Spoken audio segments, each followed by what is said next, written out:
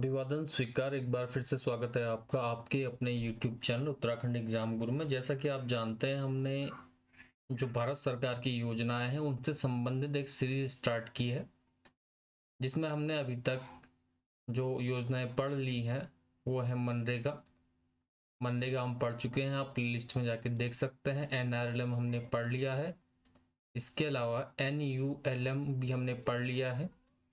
इसके अलावा आत्मनिर्भर भारत रोजगार योजना ये भी हमने पढ़ ली है। स्टैंड अप इंडिया हमने पढ़ ली है। अगर आपने पुराने वीडियो नहीं देखे हैं तो आप प्लेलिस्ट में जाके इनके लिंक ले सकते हैं, और सभी के जो लिंक हैं वो डिस्क्रिप्शन में हमने दे रखे हैं, डिस्क्रिप्शन में मिल जाएंगे, और कमेंट में भी हम इसका लिंक पोस्ट कर देंगे। चलिए आज की वीडियो की शुरुआत करते हैं। आज का टॉपिक है स्टार्टअप इंडिया। योजनाओं से हर परीक्षा में प्रश्न पूछे जाते हैं, इसलिए हमने योजनाओं से संबंधित एक सीरीज स्टार्ट की है। तो आज की जो स्कीम है वो है startup India. Start up India. हम योजना से मुख्य जुड़े तथ्य और इसके जो एनालिटिकल पोर्शन है उसको भी हम देखेंगे। स्टार्टअप इंडिया, चलिए स्टार्टअप इंडिया का योजना कब शुरू हुई ये जानेंगे, और योजना के उद्देश्य जानेंगे। Start up India. Startup India का उद्देश्य है देश के युवाओं को स्वरोजगार हेतु प्रोत्साहन और नए उद्यमों की को स्टार्ट करने के लिए इसको शुरू किया गया था। शुरुआत कब हुई थी पहले ही जानते हैं। शुरुआत जो हुई थी योजना की, अक्सर पूछा जाता है योजनाओं की शुरुआत किस तारीख को हुई थी, तो 16 जनवरी 2016 को स्टार्टअप इंडिया की शुरुआत की गई थी। इसका जो नोडल विभाग है, यानी कि क्रियान्वयन जिस विभाग द्वारा इसका किया जाता है वो है नोडल विभाग। नोडल विभाग जो है इसका औद्योगिक नीति एवं संवर्धन विभाग। औद्योगिक नीति और संवर्धन विभाग इसका नोडल विभाग है, एवं संवर्धन विभाग।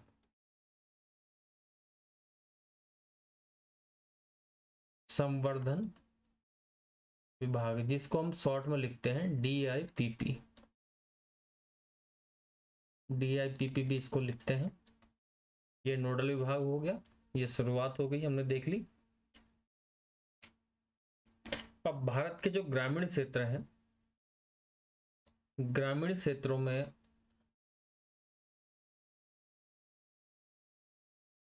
स्टार्टअप इंडिया अभियान का नाम जो है दीनदयाल उपाध्याय स्वनियोजन योजना रखा गया है। क्षेत्रों में योजना का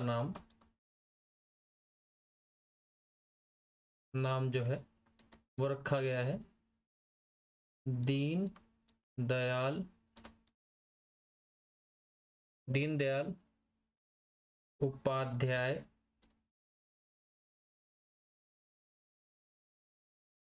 स्वनियोजन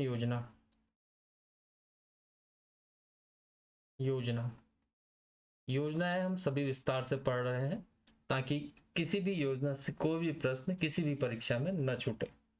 चलिए ये तो रही स्टार्टिंग की जानकारी। अब देखते हैं योजना के उद्देश्य। योजना के उद्देश्य क्या क्या है। उद्देश्य, योजना के जो उद्देश्य है, मुख्य उद्देश्य वो हम देख लेते हैं। देश के युवाओं को स्वरोजगार हेतु प्रोत्साहन। देश के युवाओं को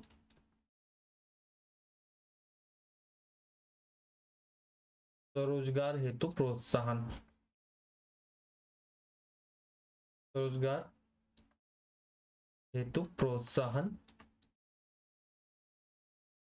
प्रोत्साहन योजना का उद्देश्य है। साथ ही उद्देश्यों को हम विस्तार से पढ़ेंगे। और दूसरा है नव उद्यमों की स्थापना योजना का एक अन्य उद्देश्य है। चलिए अब अन्य बातें योजना के बारे में जानते हैं। फिर से हेडिंग डालते हैं, स्टार्टअप इंडिया।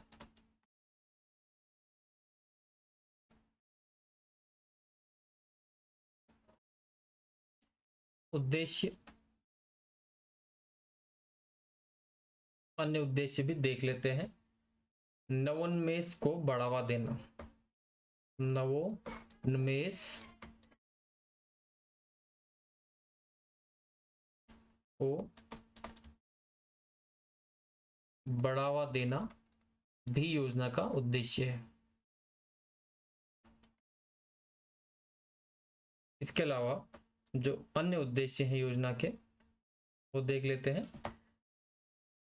राज्य की भूमिका को नीतिगत स्तर पर ही सीमित रखते हुए लाइसेंस राज्य को खत्म करने तथा भूमि स्वीकृति, विदेशी निवेश प्रस्ताव, पर्यावरणीय अनापत्ति आदि जैसी बाधाओं से मुक्ति प्रदान करना। यानी कि टोटली हम कहें तो स्वरोजगार,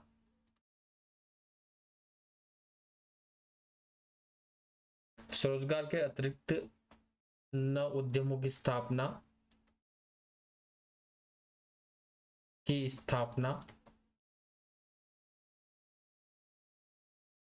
के लिए एक सरल माहौल बनाना। सरल शब्दों में कहें, एक सरल माहौल सृजित करना, माहौल सृजित करना। ये तो हो गई योजना के उद्देश्य। अब हम लक्ष्य देखते हैं। आप कंफ्यूज ना हो, लक्ष्य और उद्देश्य में हम अंतर स्पष्ट कर देते हैं। लक्ष्य जो होते हैं वो दीर्घकालिक होते हैं। दीर्घकालिक यानी कि दीर्घकालिक जो परिणाम हम अपेक्षित करते हैं किसी योजना से, तो उन्हें लक्ष्य कहा जाता है। और जो उद्देश्य होते हैं वो अल्पकालिक होते हैं, जिनसे हम लक्ष्य को प्राप्त कर सकते हैं। चलिए, ये तो हमने उद्देश्य और लक्ष्य में अंतर देखा। अब हम देखते हैं योजना के लक्ष्य क्या है। इस योजना के प्रमुख लक्ष्य 2 हैं। प्रमुख लक्ष्य जो है 2। पहला क्या है, स्टार्टअप का डिजिटल तकनीक क्षेत्र से आगे बढ़कर वृहद क्षेत्रों जैसे कृषि, विनिर्माण, सामाजिक क्षेत्र, स्वास्थ्य, शिक्षा आदि तक विस्तार। स्टार्टअप जो है का डिजिटल और तकनीकी क्षेत्र से जो सामाजिक क्षेत्र के उद्योग हैं जैसे कृषि, विनिर्माण, मैन्युफैक्चरिंग, विनिर्माण, सामाजिक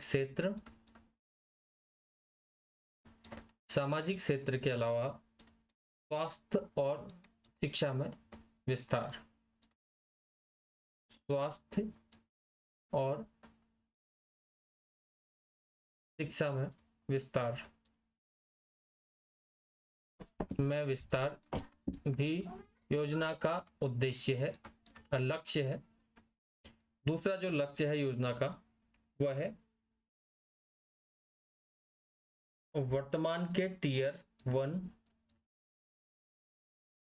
से टीयर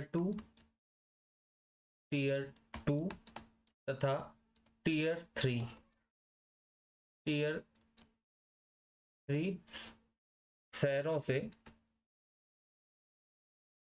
शहरों की ओर फोकस, जिसमें ग्रामीण क्षेत्र भी शामिल है।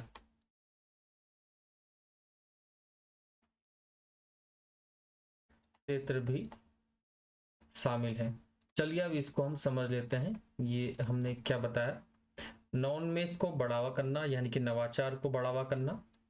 इसके अलावा स्वरोजगार, नव उद्यमों की स्थापना के लिए एक सरल माहौल सृजित करना, स्टार्टअप का डिजिटल या तकनीकी क्षेत्र से कृषि, विनिर्माण, सामाजिक क्षेत्र और स्वास्थ्य और शिक्षा में विस्तार करना, वर्तमान के टीयर 1 से टीयर 2 तथा टीयर 3 शहरों की ओर फोकस, जिसमें ग्रामीण क्षेत्र भी शामिल होंगे। यानी कि उद्योगों का विस्तार जो है ग्रामीण क्षेत्रों तक ले जाना भी इसका एक उद्देश्य है। इसके मापदंड क्या है, चलिए देखते हैं। स्टार्टअप इंडिया के मापदंड, स्टार्टअप इंडिया स्कीम के मानदंड।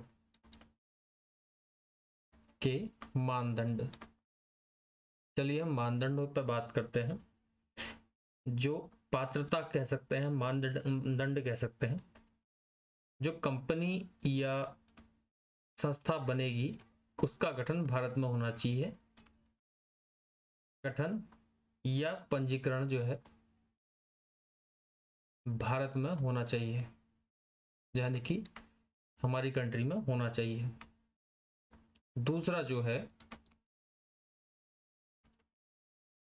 संस्था का पंजीकरण या निगमीकरण 5 वर्ष से पूर्व ना हुआ हो। संस्था जो भी खुलेगी, संस्था का पंजीकरण 5 वर्ष से पूर्व का न हो। दूसरी कंडीशन यह है। तीसरी कंडीशन यह है, किसी वित्तीय वर्ष में इन 5 वर्षों में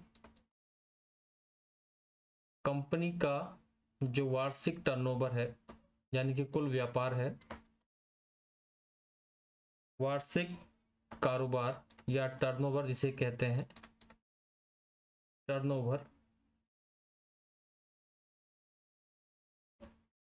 जो है 25 करोड़ रुपये से अधिक ना हो,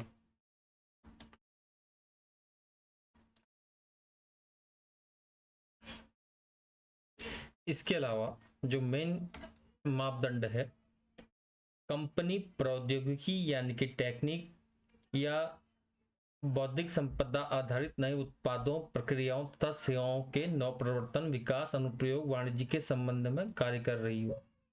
यानी कि कंपनी जो है नवाचार या प्रौद्योगिकी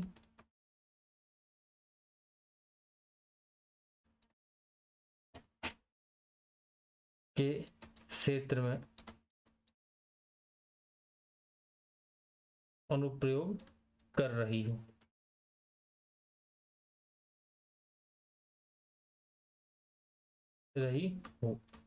तो ये मापदंड हो गए, इनको एक बार दोबारा देख लेते हैं। स्टार्टअप इंडिया के मापदंड जो है, कंपनी का गठन, पंजीकरण भारत में हो, संस्था जो है उसका पंजीकरण 5 वर्ष से पूर्व ना हुआ हो, किसी वित्तीय वर्ष में, इन 5 वर्षों में कंपनी का वार्षिक कारोबार या टर्नओवर 25 करोड़ से अधिक ना हो, कंपनी नवाचार प्रौद्योगिकी के क्षेत्र में अनुप्रयोग कर रही हो।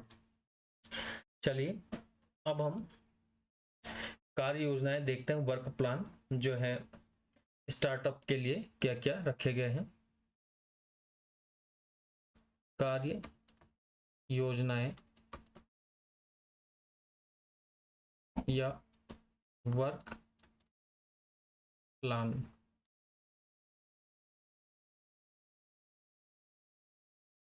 इसमें क्या क्या कार्य किए जाएंगे। कंपनियों का ई पंजीकरण किया जाएगा,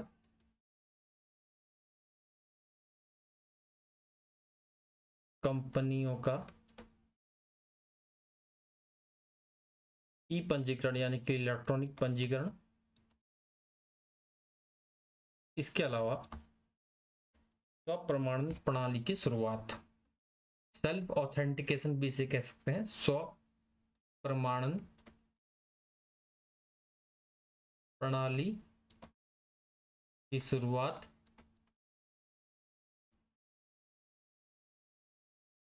इसके अलावा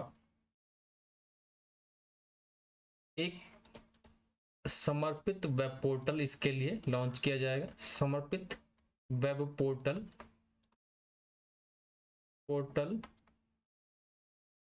के माध्यम से सहयोग जो है उसका विकास किया जाएगा। इसके अलावा पेटेंट शुल्क में 80% तक की छूट स्टार्टअप को दी जाएगी। प्रथम 3 वर्षों में आयकर से छूट इसके लिए अलग अलग क्राइटेरिया रखे गए हैं। और आसान निकास नीति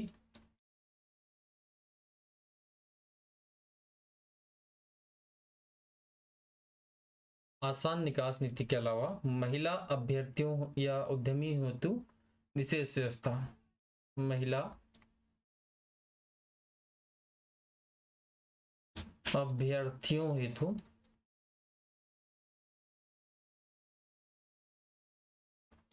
विशेष व्यवस्था, ये इसकी कार्य योजनाएं हैं। चलिए अन्य बातें जानते हैं। अब हमने योजना को विस्तार से देख लिया है। इसका हम सारांश ये है कह सकते हैं, सारांश है स्टार्टअप इंडिया का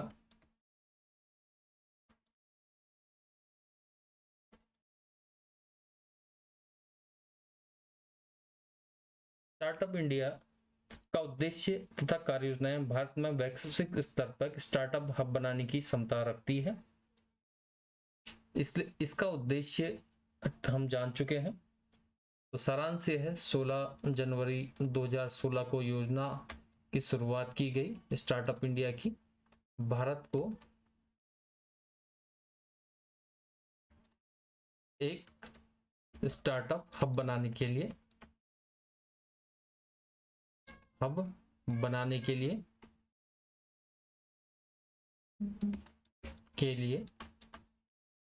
योजना की शुरुआत की गई, जिसमें युवाओं और नए उद्यमियों को प्रोत्साहित करने की कार्य योजना रखी गई है।